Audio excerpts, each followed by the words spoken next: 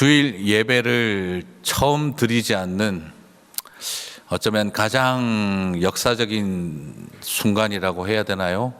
좋아서 역사적인 것이 아니라 어쩌면 인생에서 가장 슬프기도 하고 처음 겪는 그런 경험의 자리에 어떤 메시지를 나눌 것인가를 참 많이 고민했습니다. 제일 먼저 가슴에 떠올랐던 것은 바로 사랑에 대한 메시지, 오늘 고린도전서 13장의 사랑을 다시 한번 생각했으면 좋겠다는 마음이 가득했습니다. 자, 여러분 한번 질문을 한번 던지면서 시작을 해보고 싶은데요. 사랑을 하려면 어떻게 해야 할까요? 사랑을 하려면 어떻게 해야 합니까? 보통 우리는 사랑을 한다면 뭔가를 해야 한다는 생각을 당연히 하게 되겠죠. 그런데 독특하게도 오늘 이 사랑장인 고린도전서 13장은 사랑을 좀 다른 방법으로 가르치고 있습니다. 놀랍게도 해야 할 사랑을 이렇게 하라 하는 이야기보다 하지 말아야 할 사랑에 대해서 더 많이 강조하고 있는 것을 보게 됩니다. 하지 않아야 사랑이라는 거예요. 해야 하는 것이 사랑이라는 것보다 하지 말아야 사랑이라는 것을 강조하고 있습니다. 한번 직접 살펴보겠습니다. 오늘 본문, 우리가 읽었던 본문에서 두 가지는 긍정적으로 해야 하는 것이 사랑이라고 정의를 합니다. 사랑은 오래 참고, 둘째는 온유하며입니다. 사랑은 오래 참는 것이고 사랑은 온유한 것이다, 해야 하는 것이다 라고 긍정적으로 설명합니다. 그 다음 나머지 나오는 8가지는요, 이 두 가지를 제외한 나머지 8가지는 부정적으로 하지 말아야 사랑이라고 정의를 하고 있습니다. 첫째는 시기하지 아니하며, 둘째는 자랑하지 아니하며, 셋째는 교만하지 아니하며, 넷째는 무례히 행하지 아니하며, 다섯째는 자기의 유익을 구하지 아니하며, 여섯째는 성내지 아니하며, 일곱째는 악한 것을 생각하지 아니하며, 여덟째는 불의를 기뻐하지 아니하며입니다. 두 가지는 긍정적인 건데 나머지 8개는 분명히 부정적입니다. 왜 고린도전서에서는 사랑을 이렇게 사랑해라, 저렇게 사랑해라, 요렇게 사랑해라 라고 말하지 아니하고 대부분을 이렇게 하지 않는 것이 사랑이다 라고 정의를 역설적으로 했을까요? 그것은 우리가 하고 있는 사랑은 결코 위선이 되어서는 안 되기 때문인 것입니다. 많은 경우에 우리는 해서는 안 될 말과 행동을 하고 있으면서 우리는 사랑한다라고 합리화하고 있을 때가 많습니다. 아빠가 너 얼마나 사랑하는 거 알지? 여보, 내가 당신을 얼마나 사랑하는 거 알지? 우리는 다 사랑한다고 말하고 있지만, 그러나 그 속에서는 해서는 안 되는 말과 그리고 해서는 안 될 행동들을 담아내고 있는 것이죠. 모든 남편과 아내는 다 배우자를 사랑합니다. 그리고 모든 부모와 자녀는 서로 사랑합니다. 하지만 때로는 살펴보고 있으면 무례히 행하고 있으면서, 성내고 있으면서, 시기하고 있으면서 내가 너 사랑하는 거 알지? 내가 너 사랑하는 거 알지? 그렇게 말하고 있다는 것이죠. 사랑은 결코 위선이 될 수 없는 것인데, 사랑한다고 말을 하면서 우리는 편지를 써주고, 우리는 선물을 사주고, 사랑한다고 말을 해주고, 사랑한다고 입을 맞추면 그것이 사랑하는 것이라고 생각을 합니다. 하지만 정말 사랑은 해서는 안 될 말과 행동을 하지 않아야 하는 것이 사랑입니다. 교회에서 싸우고 갈등하는, 분란이 일어나는 교회들을 봐도 그분들을 만나서 대화를 나눠보면 모두가 다 하는 말이 공통점이 있습니다. 이게 다 교회를 사랑하기 때문에 하는 것이다. 고린도 교회도 바라봅니다. 말씀을 사랑해서, 그래서 바울파, 게바파, 그리고 아볼로파, 예수파로 갈라졌던 것을 봅니다. 성령의 은사를 사모해서, 그래서 방언파와 예언파로 갈라졌던 것을 보게 됩니다. 그들은 말씀을 사랑했고, 그들은 베드로를 사랑했고, 그들은 아볼로도 사랑했고, 예수님도 사랑했습니다. 그들은 은사도 사랑했습니다. 방언도 사랑했고, 예언도 사랑했습니다. 그런데 그들에게 안타까웠던 것은 서로에게 무례하게 말하면서, 성내면서, 자랑하면서, 교만하면서, 시기하면서 그렇게 서로를 사랑한다고 생각했습니다. 성경은 말합니다. 사랑은 그런 것을 하지 않아야 사랑이다. 우리는 끊임없이 말하고 싶습니다. 내가 너를 사랑한다니까. 집사님, 내가 집사님 사랑한다니까. 목사님, 내가 목사님 사랑한다니까. 장로님, 내가 장로님을 사랑한다니까. 우리도 모르는 사이에 어느 틈에 만들어져 버린 사랑이라고 하는 논리 속에 숨겨져 있었던 우리 안에 있는 자랑과 교만과 시기와 성냄과 무례의 행함이 우리 스스로를 속여왔던 것이라는 겁니다. 자신의 내면 안에 가득한 시기와 분노와 자랑과 교만을 감추고 사랑을 겉으로 내세우는 위선을 거부하라는 것이죠. 사랑이라고 하는 이것은 다른 감정과 행동과 독립적으로 존재하고 있는 어떤 것이 아닙니다. 다른 감정과 행동의 불순물을 극복함으로 사랑은 증명된다는 것입니다. 온 집안을 어질러 놓고 책상 하나 닦아 놓았다고 해서 우리는 저 방이 깨끗하다고 하다라고 말하지 않습니다. 썩은 과일 사이에 싱싱한 체리 하나 꼭대기에 올려 놓았다고 해서 이 과일은 저 체리처럼 빨갛고 그리고 정열적이다라고 말할 수 없는 것과 마찬가지입니다. 우리는 이런 점에 있어서 분별력 있는 사랑이 필요합니다. 사랑은 감정 과잉도 아니라, 그리고 또한 절제된 감정도 아니라 정제된 감정이라는 것을 우리는 기억해야 합니다. 어려운 시기에 경험을 하고 있습니다. 이럴 때일수록 우리는 사랑을 배워야 합니다. 평소에는 사랑이 미직지근해도 어려운 일이 생기면 우리가 서로 뜨겁게 사랑하고 따뜻하게 사랑할 수 있을까요? 이제 앞으로 애들하고 5주를 집에 있으셔야 할 텐데, 삼시세끼 밥 먹으며 5주를 같이 있어야 될 텐데 따뜻해질까요? 지옥불이 끓어오를까요? 쉽지 않습니다. 삼시세끼 밥 다 해주고, 더더구나 배우자까지 재택근무하고 들어오게 되면은요, 네, 정말 5주 동안 집에 애들이 있을 텐데 점점점, 여기 그림 하나 지나갔으면 좋겠어요. 물 하나 쭉 떨어지는 느낌. 그래서 사랑은요, 아니하며를 강조하는 것입니다. 누가 옳으냐, 누가 높으냐, 누가 더 정통이냐, 그걸 가지고 계속 갈등하던 고린도 교회에서는 사랑은 아니하며로 강조한 의미를 우리는 좀 기억할 필요가 있습니다. 특히나 공동체의 전쟁과 기근과 자연재해와 전염병으로 위기가 돌면 사람들은 말합니다. 누가 더 옳은 것을 선택하고 있나? 누가 옳은 결정을 하고 있나? 누가 더 바른가? 누가 더 정통적인가? 오히려 그런 어떤 많은 것들로 인해서 서로를 사랑하고, 그리고 서로를 품어내고 함께 가야 할 그 순간에 작은 것 하나에 예민해지고, 그리고 그로 인하여 혐오와 배제가 너무나 자연스러워지고 차별이 일어나게 됩니다. 작은 마스크 하나 때문에 온 나라가 뒤썩거릴 수도 있게 됩니다. 이럴 때 우리에게 필요한 것은 아니하며의 사랑이 필요하다는 것입니다. 사실 어려움이 생기면은요, 결정이 더 어려워집니다. 좋을 때는 잘못된 결정도 괜찮아요. 그런데 어려울 때는 아무리 잘하려고 해도 모두를 만족시킬 수 없는 결정을 할 수밖에 없습니다. 그래서 어려운 결정이 됩니다. 안 하던 일을 해야 하고, 언제 온라인 예배를 해본 적이 있어야죠.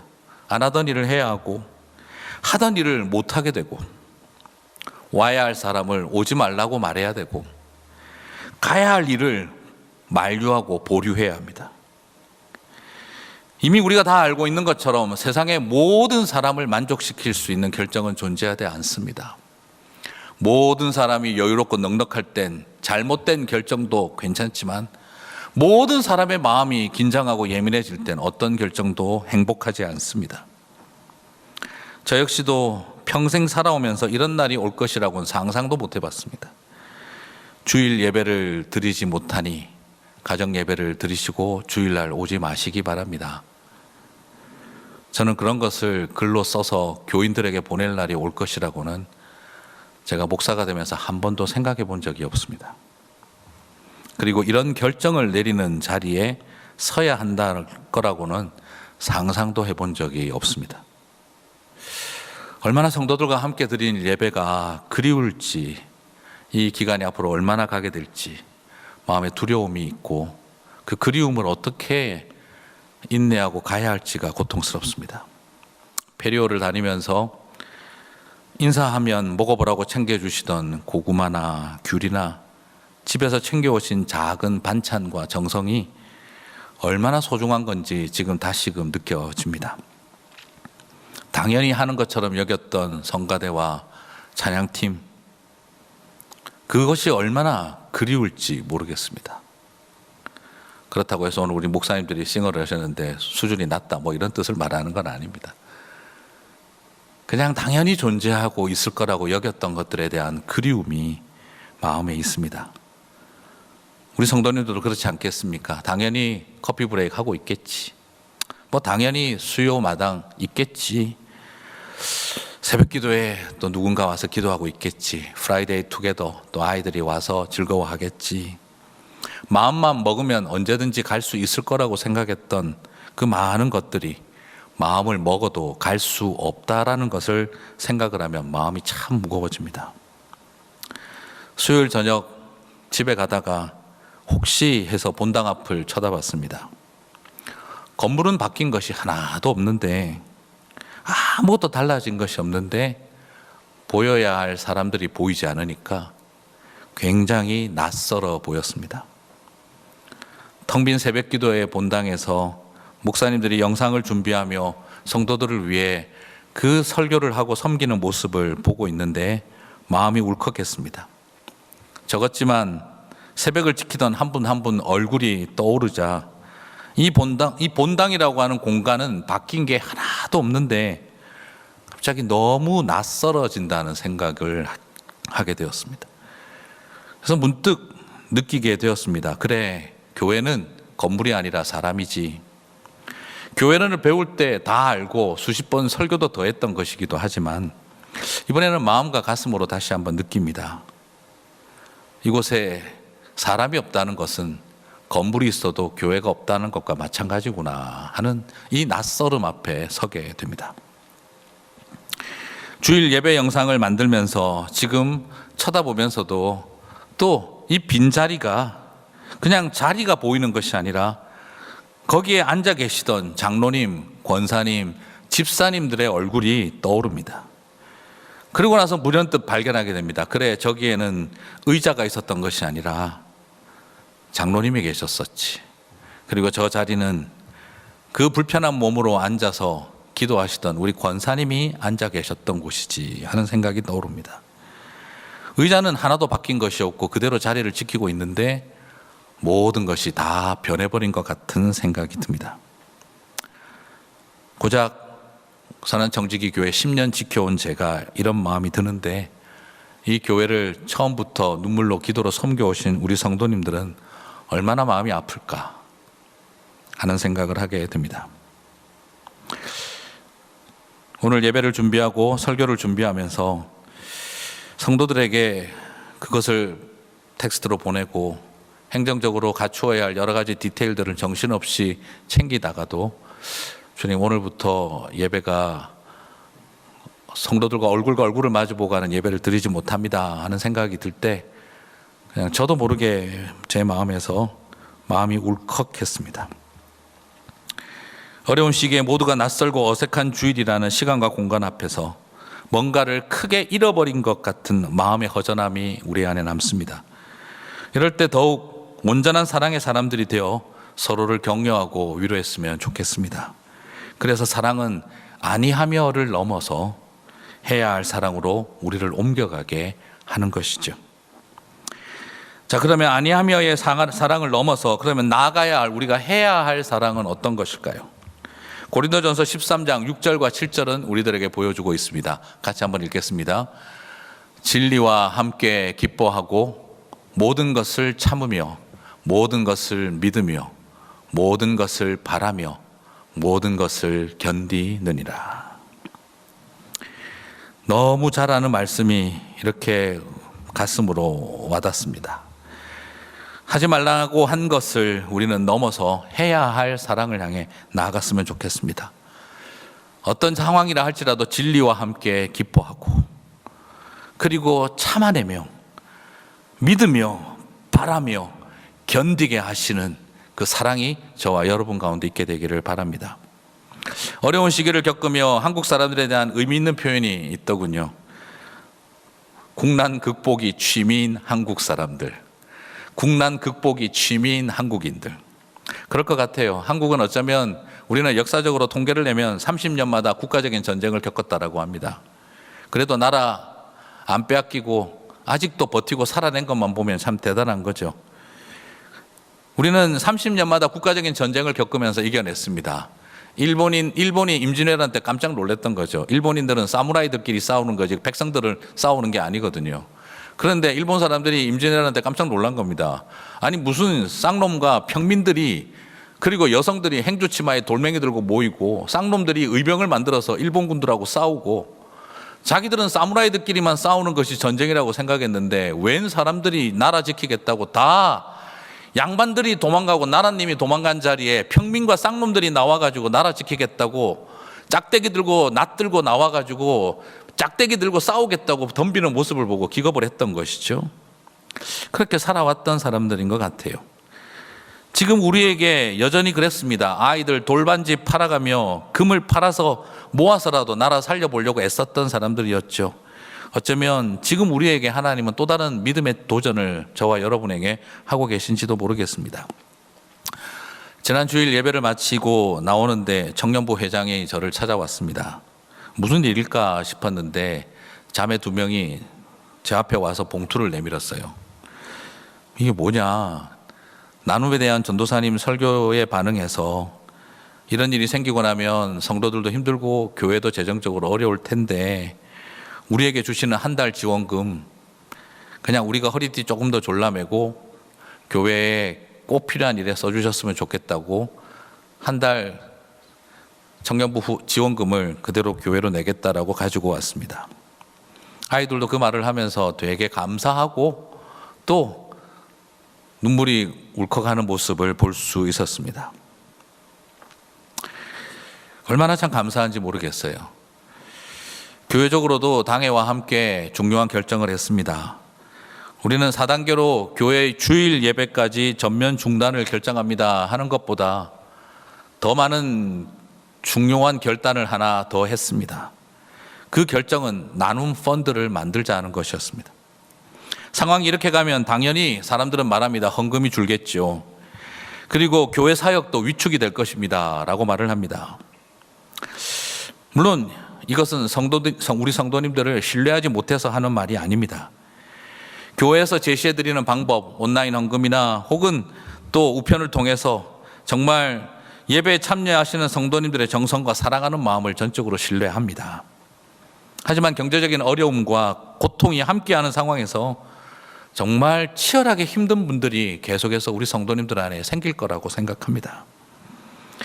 하지만 이런 청년들이 시드머니가 되어준 것처럼 우리 교회 안에서 또 다른 키다리 아저씨들이 일어나서 서로를 돕고 함께 손 내밀며 믿음의 식구들을 챙기는 일이 일어났으면 참 좋겠다 싶습니다.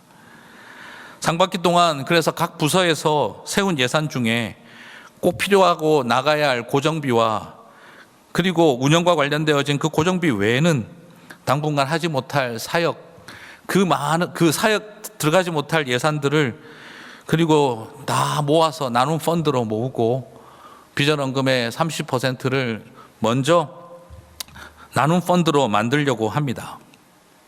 너무 힘든 상황에서 버티기 힘든 상황이 되면 우리 목사님들과 소그룹 리더들이 주변을 살펴보다가 그런 성도님들이 있다면 꼭 알려주시기를 바랍니다. 우리가 함께 같이 버티어주고 함께 손잡아야 한다 싶습니다. 그게 사랑이라고 생각합니다. 우리 힘으로 돕기 어려우면 도네이션도 요청하려고 합니다. 우리 성도님들이 함께 해주시고 참여해 주시기를 간절히 부탁하며 그렇게 나가려고 합니다. 그래서 어느 성도 한 명도 외롭고 절망적인 상황 가운데 던져져 있지 않도록 했으면 좋겠습니다.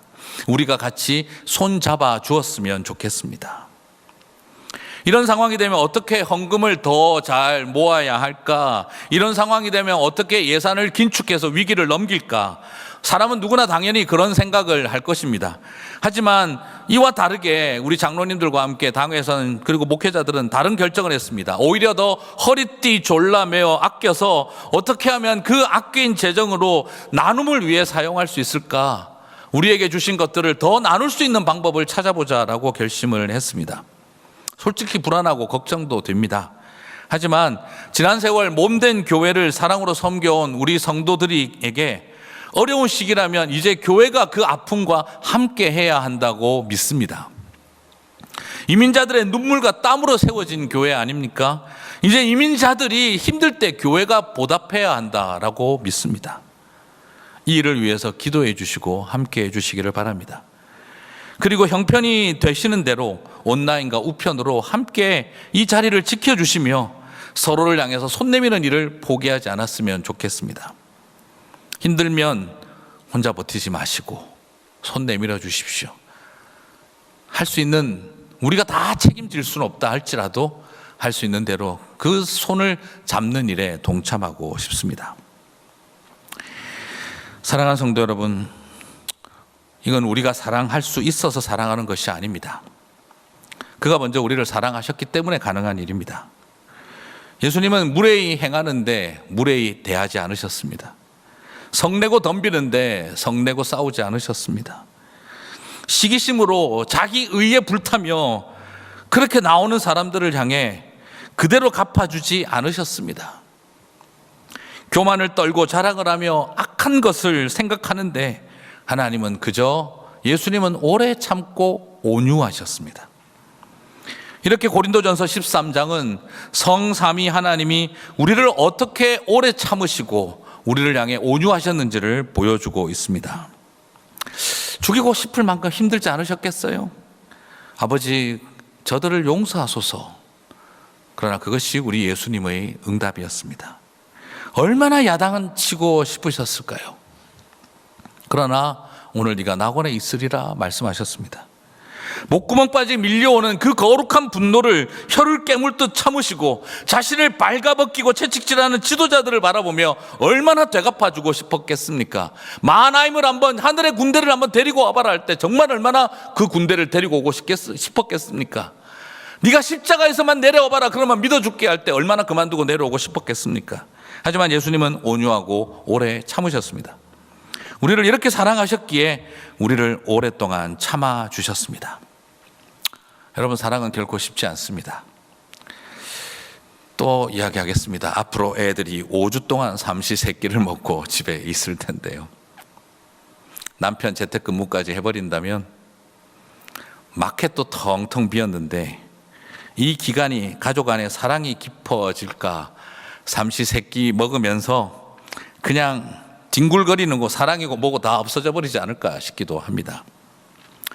큐피트나 아프로디테나 그리고 비너스 같은 그런 신들은 사랑의 신, 사랑의 여신이라고들 하지요. 그들은 항상 아름답고 멋지게 나옵니다. 그 신들은 절대 밥 준비하거나 청소하거나 설거지하지 않습니다. 우아할 뿐입니다. 그래서 사람들은 사랑은 우아한 줄만 알고 있습니다. 저는 그렇게 우아하고 아름답기만 하기 때문에 그것들은 사랑의 신이라고 할 수 없습니다. 연애의 신일런지는 몰라도, 화류계의 신들일런지는 몰라도 어떻게 그들에게 사랑을 배울 수 있겠습니까? 신화에 나오는 사랑의 신들은 자신의 아름다움을 뽐내느라 누드로 나오지만 사랑의 하나님은 수치스럽게 발가벗으셨습니다. 사랑의 신들은 향수와 꾸밈으로 자신들을 휘감고 있지만 사랑의 예수님은 상처와 피 흘림으로 온몸을 덮었습니다. 진정한 사랑의 신은 결코 화려할 수 없습니다. 참된 사랑의 하나님 예수 그리스도의 아름다움은 희생과 십자가에서 나오는 줄 믿습니다. 그렇게 사랑하시는 저와 여러분이 되시기를 바랍니다. 그리고 이 어려운 시기에 아니하며의 사랑을 제대로 알고 해야 할 사랑을 함으로써 온전한 사랑이 가득한 교회가 되기를, 가정이 되시기를 주님의 이름으로 축복합니다. 사랑하는 성도 여러분, 이곳에서 함께 예배할 날이 곧 올 거라고 생각합니다. 저도 그날을 그리워합니다. 같이 허그하고 손 마주 잡고 찬양의 감격이 울려 퍼질 그날을 소망합니다. 아프지 말고 건강하십시오.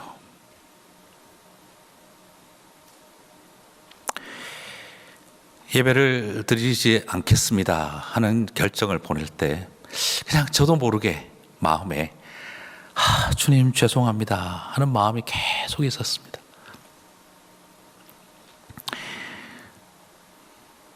스스로 질문해 봤습니다. 왜? 무엇을?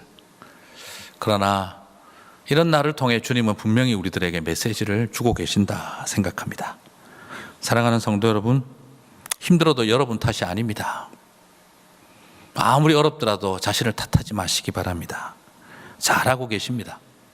수요일, 금요일, 새벽, 다음 주일 시간이 되실 때마다 온라인으로 뵙겠습니다. 다시 한번 부탁드립니다. 아프지 말고 건강하십시오. 그리고 그리움을 가슴에 안고 이 예배를 드리며 다시 얼굴과 얼굴을 마주보고 예배할 그날을 소망하며 우리 모두 승리하시게 되기를 주님의 이름으로 축복합니다.